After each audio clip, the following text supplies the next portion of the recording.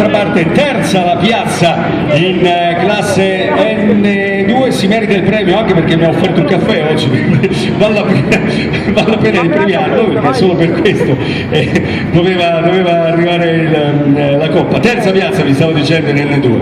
Sì, abbiamo un pochino fatto delle scelte sbagliate, abbiamo pagato un po' l'apprendistato con le gomme nuove. Comunque voglio ringraziare la VLT Motorsport perché ci ha dato una macchina che meglio non poteva, dall'X Group, la scuderia, tutti i ragazzi che ci hanno seguito e niente, sono veramente contento. È una gara difficile riuscire a terminare vicino, diciamo, agli altri. Non era facile, bravo Daniele, hai fatto bene a ringraziare tutti quanti. C'è Irene Porcula dall'altra parte, N2, siamo in terza posizione con l'equipaggio numero 112 che sta